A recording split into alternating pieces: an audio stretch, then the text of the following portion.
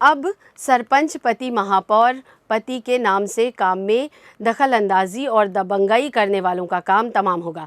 ये हम नहीं कह रहे, सुप्रीम कोर्ट के निर्देश पर बनी समिति ने ये रिपोर्ट सरकार को सौंपी है। नमस्कार, मेरा नाम अनुपमा है और आप हैं CGNN के साथ। लोकतांत्रिक व्यवस्था वाले हमारे देश में पिछले कई दशकों से सरपंच पति और प्रधान पति जैसी कुप्रथाएं महिला नेतृत्व को सशक्त होने से रोक रही हैं, जबकि 73वें संविधान संशोधन 1992 के जरिए से पंचायती राज संस्थाओं में महिलाओं को पर्याप्त भागीदारी का अवसर मिला है। यही वजह है कि पंचायती राज मंत्रालय ने सुप्रीम कोर्ट के निर्देश पर सलाहकार समिति बनाई। समिति ने 1.5 साल का समय लिया और ये पाया कि पितृसत्तात्मक सोच, सीमित कानून और सामाजिक सांस्कृतिक बाधाएं पंचायती राज संस्थाओं में महिलाओं की प्रभावी भागीदारी और नेतृत्व में बाधा बन रही हैं। इस बात के मद्देनज़र महिला पंचायत प्रतिनिधि के काम में दखलंदाजी करने वाले उनके पति या अन्य पुरुष रिश्तेदारों को दंडित किए जाने सहित और भी कई सुझाव देते हुए समिति ने पंचायती राज मंत्रालय को अपनी रिपोर्ट सौंपी है। वैसे भी ये बात किसी से छिपी नहीं है कि किस तरह महिलाओं के पद प्रतिष्ठा में आने के बाद उनके रिश्तेदारों की तूती बोलती है। कई जगहों पर तो सरपंच पति ही सारे निर्णय लिया करता है। ऐसे में महिलाएं पूरी स्वतंत्रता से काम नहीं कर पाती। यही वजह है कि सुप्रीम कोर्ट को हस्तक्षेप करना पड़ा। 6 जुलाई 2023 को सुप्रीम कोर्ट ने इस मामले में पंचायती राज मंत्रालय को समिति बनाने के लिए आदेशित किया, जिसका पालन करते हुए 19 नवंबर 2023 को भारत सरकार के पूर्व खनन सचिव सुशील कुमार की अध्यक्षता में सलाहकार समिति गठित की गई।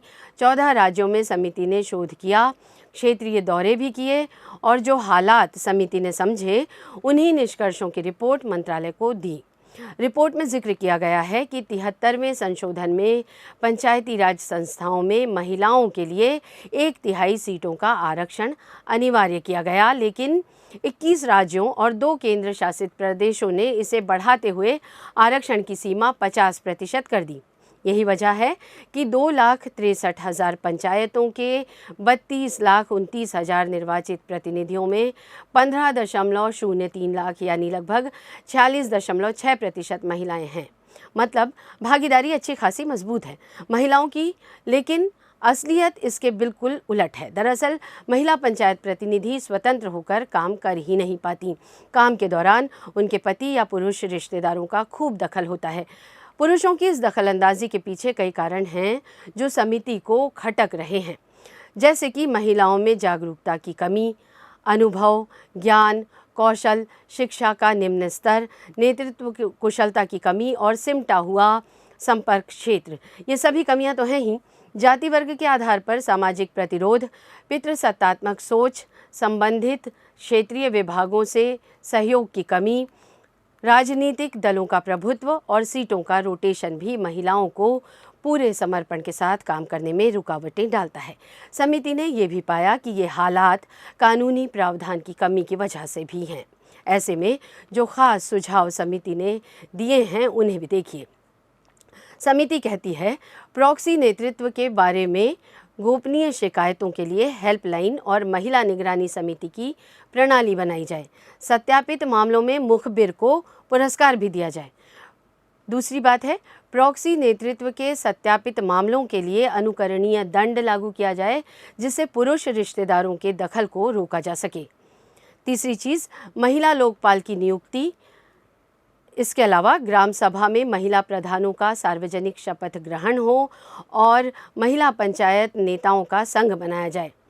जेंडर रिसोर्स सेंटर बनाकर महिला पंचायत प्रतिनिधियों को नेतृत्व प्रशिक्षण, कानूनी सलाह और सहायता नेटवर्क विकसित किया जाए।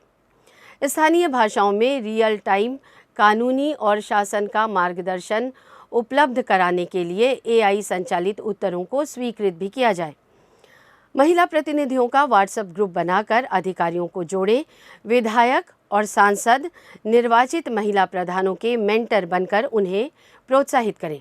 निर्वाचित महिला नेताओं के क्षेत्रीय और जिला स्तरीय नेटवर्क, महिला संघ आदि बनाए जाने की ज़रूरत है।